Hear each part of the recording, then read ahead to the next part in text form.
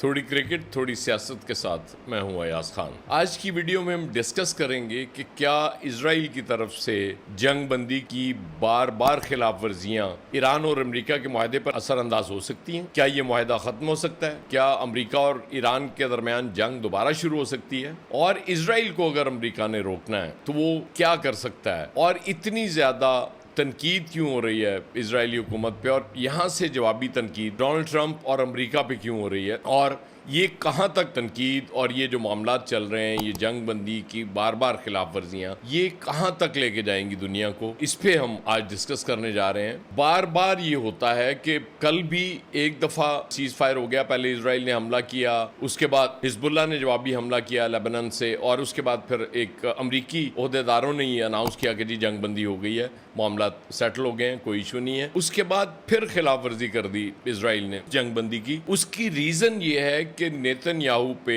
اندرونی pressure, domestic pressure اتنا زیادہ بڑھ گیا ہے، کیونکہ یہ تو پہلے ہی یہ چیز سمجھی جا رہی تھی کہ ایک دفعہ یہ معاہدہ ہو جائے گا ایران اور امریکہ کے درمیان، اور وہ اسرائیل کے لیے قابل قبول نہیں ہوگا، اسرائیلی ایڈمنسٹریشن کے لیے، اس حکومت کے لیے قابل قبول نہیں ہوگا۔ اس کی ریزن یہ ہے کہ وہ اس جنگ میں اترے تھے، ایک تو ریجیم چینج کرانے کی بات کر رہے تھے۔ جب ٹرمپ سے پوچھا جاتا ہے کہ ریجیم چینج تو نہیں کر سکے، تو وہ کہتے ہیں نہیں وہ مشتبہ خامنائی اپنے والد سے بہت ڈفرینٹ ہے، وہ اچھے آدمی ہیں، ایرانی یہ جو ریجیم ہے یہ بہت اچھی ہے، ٹھیک ہے، وہ ان کے لیے بھی اپنے ووٹر کو، اپنے امریکی کو مطمئن کرنا ہے، اسی لیے وہ بار بار اس چیز پہ زور دے رہے ہیں کہ یہ جنگ جو بند ہوئی ہے اس کی وجہ سے دیکھیں آئل پرائسز گر گئی ہیں، اسٹاک مارکیٹس بڑھ گئی ہیں، تیل کی سپلائی شروع ہو گئی ہے، اس کے اثرات پوری دنیا پہ پڑ رہے ہیں۔ جیسے ابھی ہم نے کل 74 روپے پر لیٹر ہماری حکومت نے پیٹرول کم کر دیا، 67 روپیز پر لیٹر ڈیزل کم کر دیا،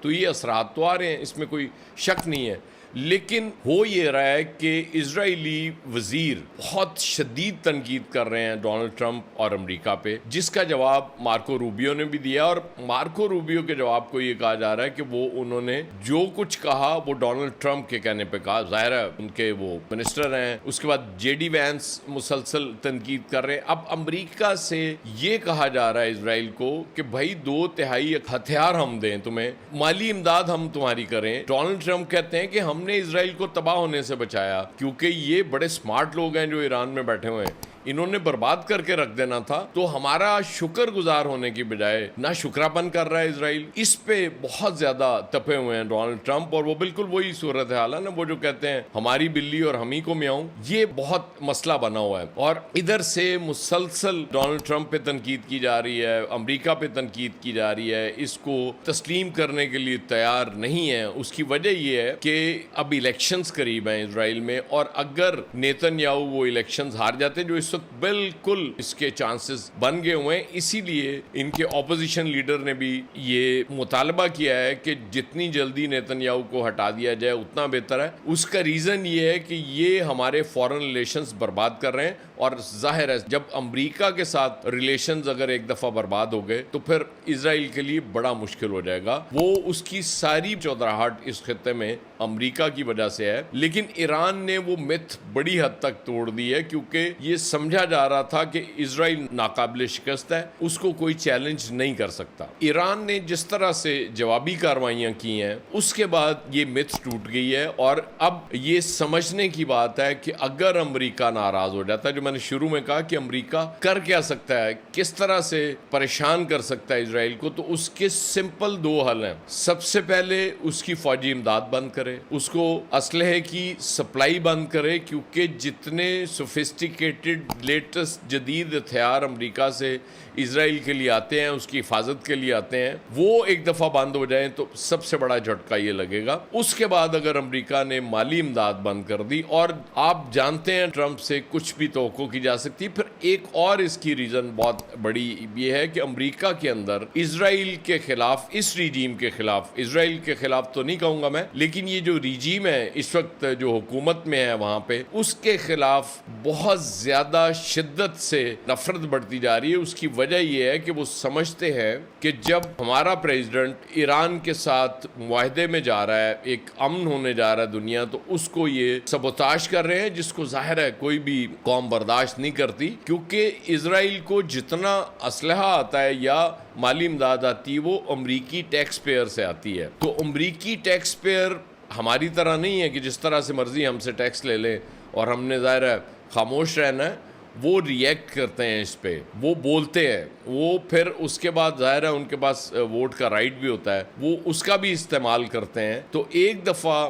امریکہ اگر یہ کام کرنے میں کامیاب ہو گیا تو بڑا مشکل ہو جائے گا اسرائیل کی. اب ظاہر ہے یہ تو ممکن نہیں ہے کہ ڈونلڈ ٹرمپ اسرائیل پہ کوئی اٹیک کی اعلان کر دیں. یہ تو کہتے ہیں کہ تعریف بھی کرتے ہیں ساتھ ساتھ، ظاہر ہے دوستی بھی ہے، ان کے تعلقات بھی بڑے اچھے ہیں، وہ اسی لیے پیار سے بی بی کہتے ہیں نیتن یاہو کو. لیکن پیار کے بدلے میں انہیں پیار نہیں مل رہا، پیار کے بدلے میں انہیں تنقید مل رہی ہے، نفرت کا اظہار ہو رہا ہے. اس لیے ڈونلڈ ٹرمپ بڑی مشکل میں آئے ہوئے ہیں. لیکن اس سب کے باوجود میں یہ سمجھتا ہوں کہ یہ معاہدہ ہونا ہے، یہ ناکام نہیں ہوگا، ہم دوبارہ جنگ کی طرف نہیں جائیں گے. اس کی وجہ یہ ہے کہ ڈونلڈ ٹرمپ ایک غلطی اسرائیل کے کہنے پہ اس جنگ میں جا کے کر چکے ہیں، اب وہ دوبارہ یہ غلطی نہیں دہرائیں گے. انہیں اندازہ ہو گیا ہے کہ ان کا کتنا نقصان ہوا اس میں، اور جب تک یہ سلسلہ جاری رہے گا وہ نقصان ہوتا رہے گا. آبنائے ہرموز جب بند ہوگی تب تک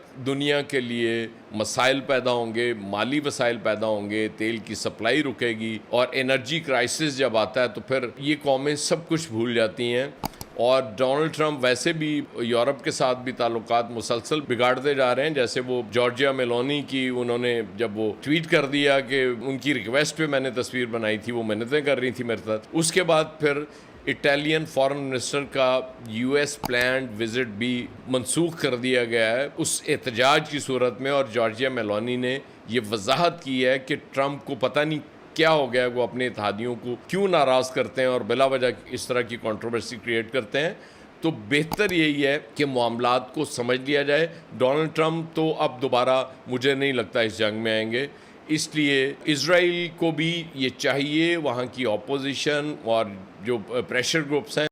انہیں آگے آنا چاہیے، ان کے لوگوں کو آگے آنا چاہیے اور اپنی حکومت کو اس حماقت سے، بے وقوفی سے روکنا چاہیے، ورنہ دنیا ایک بار پھر اس طرف جائے گی. لیکن حوصلہ رکھیں کہ یہ معاہدہ جو ہونے جا رہا ہے یہ ہوگا، اور دنیا کم از کم اس ایشو پہ نئی جنگ میں نہیں جائے گی، یہ مجھے یقین ہے. بہت شکریہ.